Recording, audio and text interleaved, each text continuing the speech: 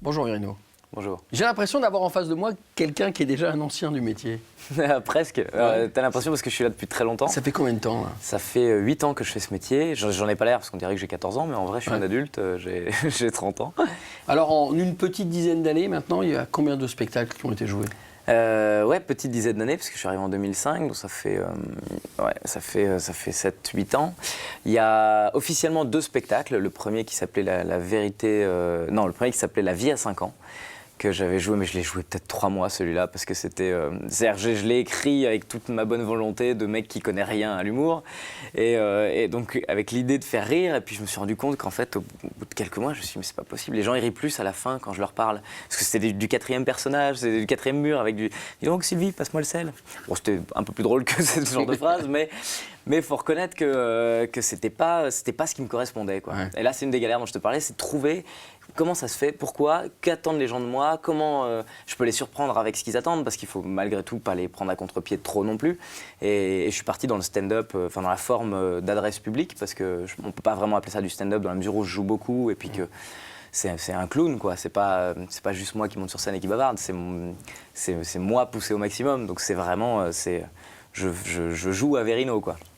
Et donc ce spectacle-là, qui s'est appelé la vérité sort de la bouche de Verino au démarrage, a évolué beaucoup. Donc je pense que plutôt que de compter en nombre de spectacles, où là il n'y en aurait que 2 officiellement, si on compte en heures d'écriture, je pense que j'ai eu entre 5 et 7 heures de spectacle en fait. Avec tout ce qui a tourné.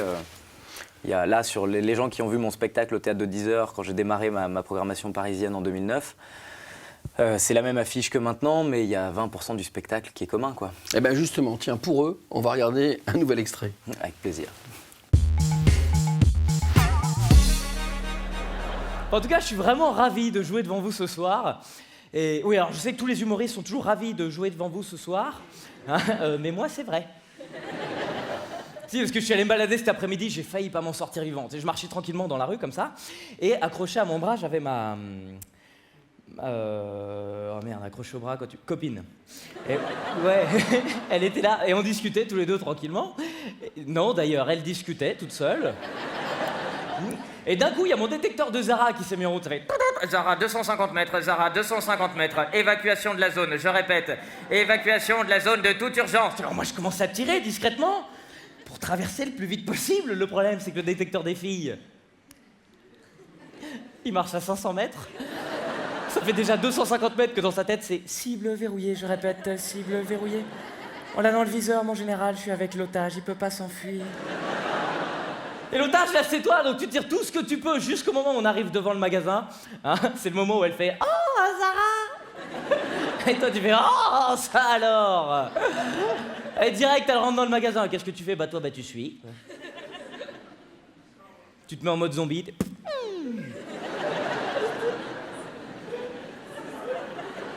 Et tu croises d'autres zombies. Tu regardes tes textos sur ton portable comme ça pendant 10 minutes, hein, avant de t'apercevoir que la fille que tu suis, c'est plus la bonne. Oh merde, elle est où la mienne? Dis-toi qu'en plus la fille, elle se retourne, elle te voit avec ton portable, elle se dit mais il est en train de me photographier le cul, celui-là. Hein? Non, pas du tout. En fait, je cherche ma copine dans mon cul.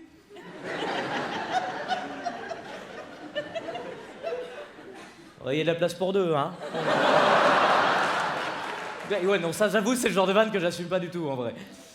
J'arrive pas. À chaque fois que je fais ce genre de blague, je suis obligé de rajouter je déconne après. Et alors, je sais pas ce que vous en pensez, mais je trouve qu'il n'y a rien de plus humiliant pour un comique que de dire je déconne après une blague. Non, c'est l'équivalent du cuistot qui te prépare une pizza qui fait tada! Ça se mange. Merci pour cette tentative d'applaudir. Une personne. Non, c'est drôle quand même. Et les autres autour. Non, c'est bien. C'est vrai. Vous êtes une équipe, les gars, d'accord? Faut pas vous lâcher quand vous sentez qu'il y en a un qui part. Non, mais ça peut être vous à un moment qui fassiez. Non, pardon. Ok. Où est-ce que j'en étais, du coup? Ah oui, c'est vrai. Retrouver ta copine chez Zara ensuite, surtout c'est ça l'enfer. C'est qu'on sait pas ce que vous faites quand vous disparaissez. Un mec seul chez Zara dans le rayon des femmes, il a qu'une envie, c'est de s'asseoir par terre. Venez me chercher. Je sais pas ce que je fous là, j'étais à Koh Lanta, ils m'ont oublié. Ah, attends, 2 secondes. Qu'est-ce que je ferais si j'étais une femme? Ouais. Non. Ah, évidemment que je ferais ça. C'est même la première chose que je ferais. Alors, qu'est-ce que je ferais d'autre? Du coup, tu vas voir dans les cabines, bah, tous les rideaux sont fermés. Tu dis, mais comment tu veux que je la retrouve là-dedans?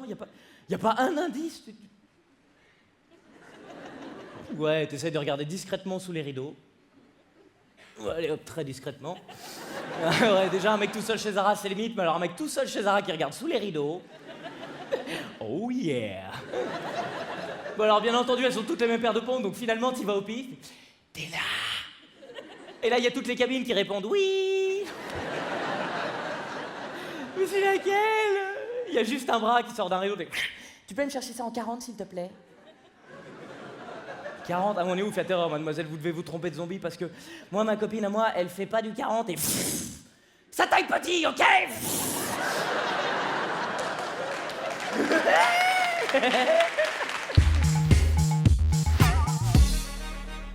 Alors, il y a donc le spectacle, Ouais. qui est aussi la télévision. Oui, c'est nouveau ça. Hein. On te voit beaucoup chez Ruquier. C'est très nouveau. J'ai beaucoup réfléchi avant de la faire, cette émission, comme tout le monde sans doute, parce que personne n'a envie d'être jugé dans son métier, personne n'a envie de se prendre une note en rentrant des... Je pense souvent, c'est ce que je prends comme comparaison. Je me dis, le mec qui va au bureau le matin, qui rentre ses trucs dans un fichier Excel, et d'un coup, il y a Benguigui derrière qui lui dit, c'est pas ça qu'il faut faire. T'imagines la violence, avec une caméra qui regarde comme ça et qui dit, ah là, il le prend mal, dis donc. Hein.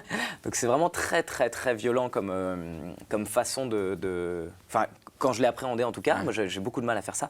J'ai eu beaucoup de mal à franchir le pas de me savoir juger quand je monte sur scène. C'est le truc le plus compliqué du monde, c'est de s'ouvrir totalement et de passer outre le fait qu'il y a peut-être des gens qui nous détestent en fait. Comme c'est le cas dans la vie de tous les jours, sauf que là en plus avec les nouvelles technologies, on a de la chance.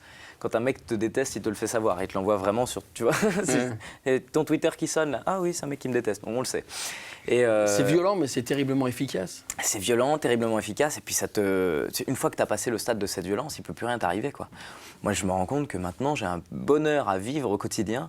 Il y a tellement eu de difficultés à me faire à cette violence de la télé, qui est une violence, en fait, qui a toujours été dans la télé. Hein. Le seul truc, c'est que là, c'est frontal. Donc, vraiment, il y a un mec qui te dit à la fin, c'était nul. C'est pas les chiffres, c'est pas tout ça, c'est juste un mec qui te dit c'était nul. Donc tu te le prends, les gens le voient, tu rentres chez toi en te disant tout le monde te trouve à chier, et l'univers se dit oui c'est vrai il est nul, tout le monde a dit qu'il était nul. Donc c'est vraiment... voilà, mais une fois que tu as passé ce stade-là et que tu arrives à te libérer malgré ces conditions-là, il peut plus rien t'arriver, quoi. Moi sur scène, j'ai développé quelque chose de différent. Alors chez Ruquier, le jury est persuadé que c'est parce ils nous ont donné de beaux conseils, et je pense que la vérité c'est qu'en réalité, ils nous ont tellement violentés que maintenant on est libre, mais d'une force. Je parle au nom de tous, hein, à mon avis, quand je regarde l'émission, je les vois tous, on a tous pris de la masse parce qu'il ne peut plus rien nous arriver, quoi. Et la notoriété ? Et puis du coup, forcément, les salles se remplissent plus, et ça, c'est un vrai plaisir, et c'est quelque chose que... ça fait 8 ans que je joue, comme je te le disais. Là, je découvre maintenant qu'en mettant le pied sur scène, les gens ont envie de me voir, ce qui n'était pas le cas avant. Au début, on se bagarre, c'est-à-dire qu'on joue devant des gens qui ne savent pas qui on est, qui s'assoient dans la salle et qui se disent « j'espère que c'est bien ». Aujourd'hui, on joue devant des gens qui disent « je sais que c'est bien ». Donc on se doit d'être encore meilleur que ce qu'ils imaginent, mais c'est un enjeu qui est magnifique, quoi. Moi j'ai toujours fonctionné comme ça, c'est-à-dire quand j'arrive à l'école, quand j'étais jeune, si j'étais bon en maths et que le prof me disait putain t'es vraiment pas mal, j'avais envie de déchirer. On va revenir au spectacle, à ton spectacle, Ouais. le pitch. Le pitch, c'est très compliqué à faire parce que c'est de l'humour d'observation, donc on ne peut pas dire que c'est une histoire qui se suit, mais malgré tout, il y a une vraie Timeline. Ouais, c'est ça, ouais, je crois que c'est ça. Il y a un début, une fin, et malgré tout, c'est pas ce matin je me suis levé, ensuite j'ai fait ça, et puis on tombe le soir. C'est juste qu'on est face à un type qui parle, donc c'est moi hein, en l'occurrence, et puis je raconte des faits du quotidien. Moi, c'est quelque chose que j'aime beaucoup, c'est vraiment de l'humour d'observation, c'est juste trouver le petit détail qui cloche, c'est mettre le doigt sur des trucs que les gens voient plus, quoi, qu'ils ont plus le temps de regarder parce que le monde va vite, et puis t'as plus le temps, voilà, et nous, c'est notre travail à nous, en tant qu'humoristes, d'aller chercher ces petits détails-là. Et moi, je me fais un plaisir à le faire. J'adore mimer, j'adore jouer, j'adore parler. Tu le vois, je suis très bavard. Et ben, mon spectacle, c'est ça, quoi. C'est un bavardage d'1 heure et demie.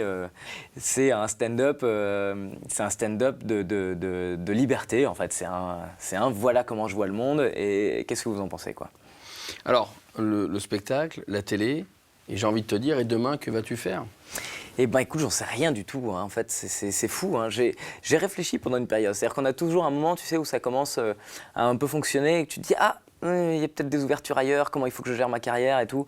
Et puis c'est à ces moments-là que je me suis planté. C'est à ces moments-là que j'ai pu regarder l'objectif et que je me suis planté de combat, en fait. C'est juste, tu te dis, ok, il faut gérer ma carrière. Non, en fait, j'ai décidé d'arrêter complètement, mais complètement de gérer ma carrière. Je me contente uniquement de travailler sur ce que je fais. Là, je suis en train de passer dans l'émission de Laurent Ruquier. J'ai décidé d'y aller. Enfin, c'est plus Laurent Ruquier maintenant, c'est Jérémy Michalak. On ne demande qu'à en rire. J'ai décidé d'y aller à fond. Je suis en tournée avec mon spectacle. On fait la dernière en janvier dans une grande salle parisienne, là, janvier 2013, au cas où tu vois cette émission dans très longtemps. Et donc une belle grosse dernière. Je suis en train d'écrire le prochain spectacle. Mais voilà les objectifs immédiats. C'est l'écriture du spectacle, la fin de celui-là parce que j'ai vraiment envie de le finir en beauté. Et puis l'émission de Laurent à la télé, quoi, où il faut être bon chaque semaine parce que c'est là que les gens nous voient. Et on peut être un tueur sur scène et se planter à la télé. Finalement, il y a beaucoup plus de gens qui sont devant leur écran que dans nos salles. Donc voilà, mes 3 objectifs principaux. Et derrière, découlera ce qui doit découler, mais je remarque déjà qu'on m'appelle beaucoup plus pour des castings cinéma, on m'appelle beaucoup plus pour de la radio, on m'appelle beaucoup plus pour plein de choses. Donc je pense qu'en fait, il suffit simplement de travailler correctement, quoi. Alors c'est vrai qu'on t'a vu grandir très vite, hein, surtout ici sur la chaîne You Humour. On a envie de te dire que même si le téléphone sonne en longueur de temps, on ne change pas parce que tu n'as pas changé en 10 ans. Ouais, c'est vrai, hein. En fait, parce que je crois que j'ai toujours le même plaisir. J'ai pas l'impression... finalement, tout ce qui nous entoure, c'est juste des gens sympas en plus. Donc, j'ai pas de sensation d'avoir passé un cap sans en parler. J'ai pas l'impression de devenir... Je me rends bien compte qu'il y a plus de gens qui m'arrêtent dans la rue. Mais comme c'est des gens plutôt intelligents, j'ai la chance d'avoir un public pas casse-couille, en fait. Je crois que c'est ça. Tu sais, quand tu as un public de gens qui te sautent dessus en disant « Ah !» Il y a un moment, je pense que tu peux prendre un peu la grosse tête, on peut le comprendre. Enfin, moi, ça me dépasse pas totalement. Quand j'y réfléchis, je me dis oui, on te répète à longueur de journée que t'es un génie. Il y a un moment, tu as envie de le croire. Moi, j'ai cette chance-là, c'est que les gens qui m'aiment, c'est donc ont le même regard que moi sur le monde. Donc c'est des gens qui vivent comme moi, qui parlent comme moi et qui se disent juste bah ouais c'est cool ce que tu dis, mais qui se posent pas la question du reste, quoi. Ils s'en foutent que je sois connu ou pas, ils m'arrêtent dans la rue pour me dire j'aime bien, c'est cool, mais pas pour faire on fait une photo, ah, j'y crois pas. Donc je ne peux pas prendre la grosse tête dans ces conditions. Et j'espère que ce sera pas le cas plus tard, en fait. Alors justement, puisque tu en parles, ils sont pour toi, c'est la conclusion. Ouais, c'est très difficile de parler. Mais alors, tous les gens qui m'aiment, je vous remercie vraiment de m'avoir fait confiance. Il y a des gens qui me suivent depuis des années. Et ces gens-là, j'espère que je ne les ai pas déçus. Et je crois que ce n'est pas le cas en tout cas. Donc, vraiment, c'est chouette.